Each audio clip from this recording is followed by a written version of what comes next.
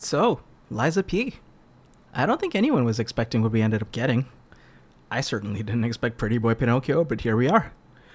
I was also not expecting this game to actually be my favorite release of 2023. I was very skeptical of this game actually initially. One of my coworkers showed the trailer to me and the previews felt cool, but I wasn't certain it was going to be as good as it looked. God knows first impressions aren't trustworthy these days. So, I completely put this game out of my mind. I only saw what he showed me, and up until the demo was announced, I did not know So, I downloaded the demo and tried it out, and it was a really good experience. There were several points where I expected the demo to end, after the Parade Master, after the Mad Donkey, and it was only after the third boss, the Scrap Watchman, fantastic boss by the way, that the demo really ended. And I was actually really surprised at how freaking long the demo was. The weapon mix and match system was also really cool, and which was actually the thing that hooked me in for real, though we didn't have many options in the demo. Like, yeah, some attacks felt iffy or unfair, specifically looking at you, Guard Puppet. Overall though, I was sure I'd enjoy the game, especially since if they're willing to let us try this much for free, I knew that they were confident in their product. There were also no performance dips at all for me, which I was really impressed by. And yeah, they absolutely delivered. The full release adjusted a lot of things, which included adjusting the previously mentioned unfair attacks, and I'm sure there's more that they adjusted. I just, didn't take notes, so I don't exactly know what they changed. Post-release, they adjusted even more things based on player feedback, and I think they've done a phenomenal job in making it accessible and fun. I'm also going through and adding a segment for the DLC and stuff that comes with the DLC, so that'll be right before the conclusion. Let's start with the story and presentation. Lies of Peace story is a story based on Pinocchio, which is a fairy tale written by Carlo Collodi. The original fairy tale is about a puppet named Pinocchio, who is sentient. His nose grows when he lies, and he is noted to be quite a rascal. I will be honest, I do not know the original source material. I grew up with the Disney version of Pinocchio, and I didn't even notice half the references in the game.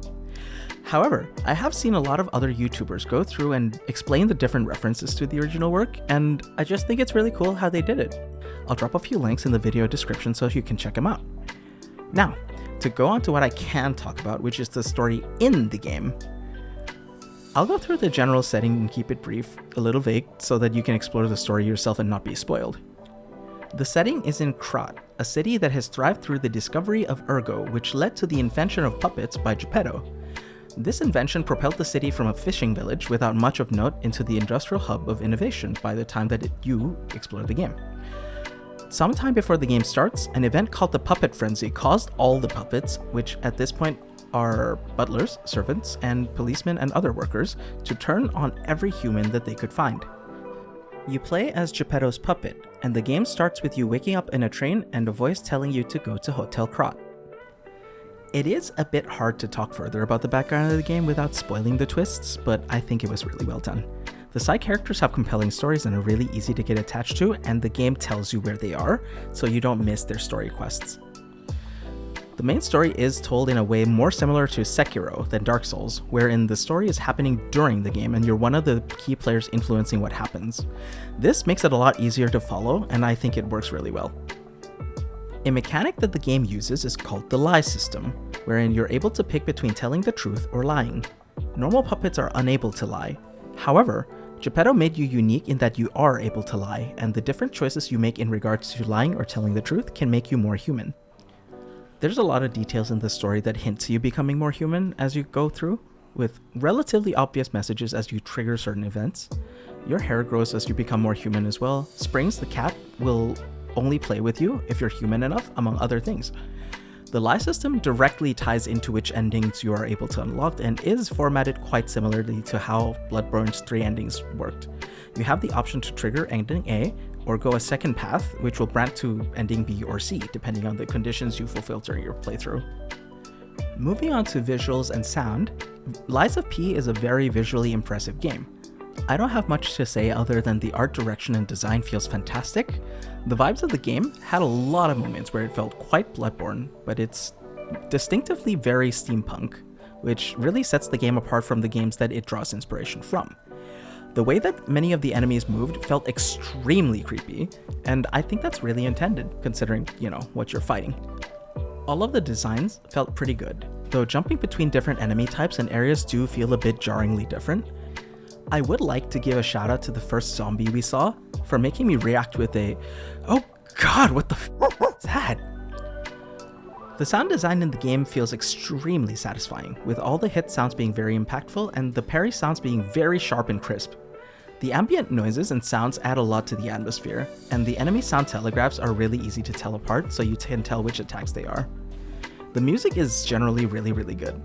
I'm usually a boss music kind of guy, but I actually ended up thinking a lot more about the ambient music that plays during some parts of the game, or the discs that you find as well. It's not that the boss music was bad, mind you, but some of these tracks like Feel or Quixotic were so memorable that I can't get it out of my head even after I played the game. And yes, it is pronounced Quixotic. I had to Google the pronunciation because I didn't know how to actually read that.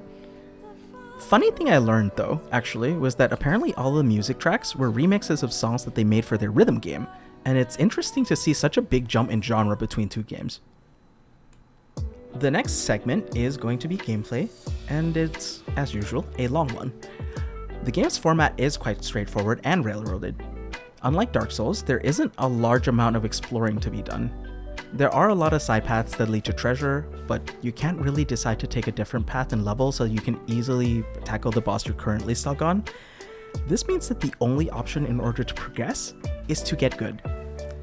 I found this game to be harder than Dark Souls 1, 2, 3, and Sekiro, but easier than Elden Ring. Admittedly, I did not use the Phantom Friend, which I have been told makes the game much more accessible and easier, so please take that with a pinch of salt. I've also heard from other people that they found Lies of P to be the easiest one, so I don't know.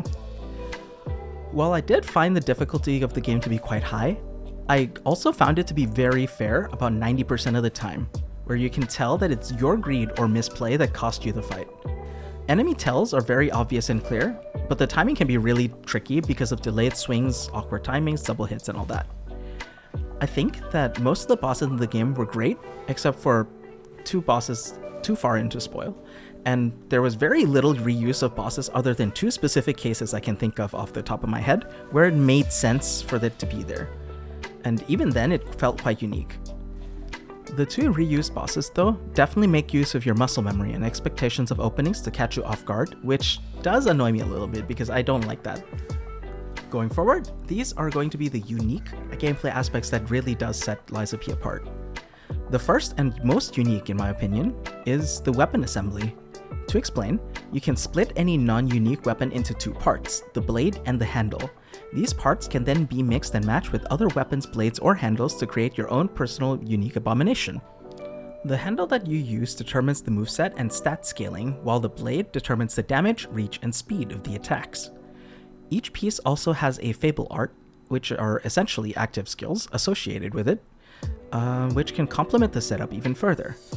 This can lead to some absolutely busted combinations like the insane crit monster Tyrant Dagger Blade on the City Long Spear handle, which is essentially a knife on a freaking signpost, or something absolutely useless like a baton on a rapier handle, which cripples your damage, range, and speed. The second unique point in the game for me is its guard regain and perfect block system. They're not completely unique, but the way that they're implemented I believe is. To explain, the guard regain system works similarly to how the rally system works in Bloodborne. In Bloodborne, if you take damage, you have a few seconds to heal it back by dealing damage. In Lies of P, it works essentially the same, but only if you're blocking instead of when you're taking damage normally. This leads well into the perfect block system that the game uses, which is reminiscent of Sekiro's deflect system, though much more unforgiving timing-wise. Perfect blocking also allows you to heal back some of the guard regain as well. Perfect block is both offensive and defensive as a mechanic, since you can safely defend against your enemy attacks while reducing their posture so you can stagger them for a fatal attack later. I wasn't sure how they'd reconcile all these mechanics from different games into a cohesive system, but the way they did it really leans into a fun gameplay loop that lets you play how you want to. This is what I mean by the implementation feeling really unique. You can stay on the offensive and keep chipping at their health for the entire fight. You can stay on the defensive and wait until they break their posture before going in. You can focus on evasion and dance around their attacks while throwing in quick counters. Ideally, you want to kind of use a bit of all of the playstyles in order to play through the game, but the different gear and equipment available really lets you do what you want to do. The third unique point for me is the Legion arm system. The Legion arm is the arm that you use in combat, and there are several arms to pick from. All of the different arms have unique uses and skills that lend themselves to different playstyles, and the arms can be upgraded to unlock even more cool attacks and different uses. The final unique point for me is the P-Organ system. The name really does make you giggle though, huh? It's essentially a talent tree that unlocks big passives based on small passives that you can pick. Some of the options change the way you play, such as giving you a pretty big stat boost while you're out of healing or improving different aspects of your kit. All of these points combine to a game that gives you customizability and lets you play how you want to play. Quick note before we move on was that the performance of this game was impeccable. I don't think I had any actual crashes, and I don't remember major bugs. I can't even think of any minor bugs other than some animation jank, and I think that's just really, really impressive considering every other release in 2023. Alright, let's talk about the DLC then. Now that the DLC's out, I've got a lot to say about the changes and upgrades that come with it. The first DLC update of note is the Wolong collaboration, which comes with a weapon and a costume. Wolong is a game from Team Ninja that is essentially their answer to Sekiro. Not everyone liked it, but I love the game, so the collab is actually not a whole lot, but it does come with my favorite weapon in the game, Guan Yu's Glaive. The coolest thing about this weapon is that its Fable art is actually the deflect dodge from Wolong, which feels extremely fluid if you manage to pull it off. If you successfully use it, it doesn't even eat a Fable bar, so it actually lets you stay mobile while perfect guarding and gives you access to some really cool counters. If you know a boss super well, the weapon will be the best one for you bar none. If you don't know the boss though, I would absolutely suggest avoiding this one. We also got a lot of quality of life changes that I need to talk about. The first and most noticeable is that we've now got difficulty settings. I have not done a new playthrough with the new difficulties they added. I believe they added 2 difficulties below the original default. I have run in to do a quick test to see how much the change there is, and I've noticed mainly number changes that makes it much more forgiving. I think that the original difficulty was perfect for me, but I'm glad that these difficulties have been added because I think it'll be easier for me to get my friends into actually playing the game. Another quality of life change that was added includes the leveling bar under our ergo count, which shows exactly how far we are from having enough to level up again. And of course, it glows to show when you are ready to level up. This is something I'll always appreciate in every game that it's added to, and I hope it's in every game in this genre going forward. You are also now able to level anywhere without having to hit the story point that you had to do so previously. One unique quality of life change I haven't seen in other games though is the ability to use hard ergo when shopping, so you can chop off that little bit that you're missing without even leaving the menu. It's a small change, but it's a really, really good one, and it makes me happy because it saves a lot of time. Next up is the boss rematch mode, which is accessible to you after you beat the game once. Each boss has 5 difficulties that you can tackle with 3 initial ones. The first difficulty seems a bit easier than in your first playthrough, second seems about the same, and the third seems scaled to endgame of the first playthrough, with the fourth and fifth one being even harder challenges. I really like this implementation because there's multiple tiers for you to practice with. If you struggled past with the summon friend and now have to do it solo, difficulty 1's a really good place to learn the actual moveset without all the stress. Then you can incrementally increase the difficulty as you get more comfortable with the game. I haven't tried the fights at the highest difficulties. The highest I have is tier 4 King of Puppets, but I hear that the rewards you get are nice little stickers that prove that you did it at tier 5. Now we can get onto the main and huge update, which is Overture. Overture is the paid DLC that fills a similar position to DLCs from Dark Souls, such as Artorias of the Abyss, wherein it comes with a decent chunk of content and contains the coolest and most challenging bosses in the game. The story hook even feels very familiar, with us going back to the past to experience a major story event that really set up the story. Overture is a fantastic package overall and is a very well told story that is a huge improvement, despite me already liking the story of base game. There were many moments where I felt genuinely moved by the things that characters said or did, and there were even moments where I actually lost my emotional balance during the story. Most people who followed me know I'm pretty much a gameplay first kind of guy, but I genuinely started playing sloppy because of how big an impact that scene had. I'm not going to spoil anything, but I genuinely think it's a great story and you should definitely check it out. To finish the segment off, the bosses were great, probably the best in the game. The equipment that you get are so cool as well, genuinely. And right here, I'd like to insert a clip from when I streamed this game to show you exactly my reaction. Bolt blade, that is a motivity or technique weapon. Pretty good guard. Oh, it's a spear!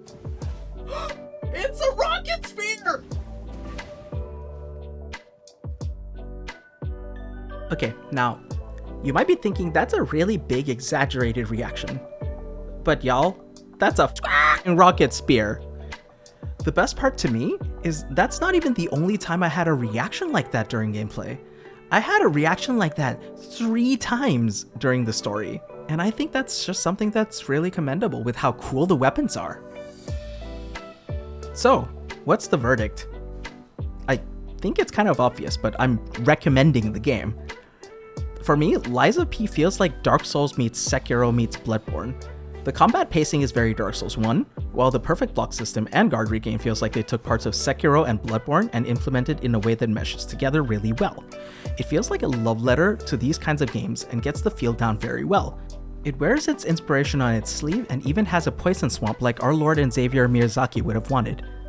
The game is fantastic, the story is engaging, and the presentation's really good. What's not to like about it? And so comes the end. Thank you very much for joining me on this journey, and I hope to see you later.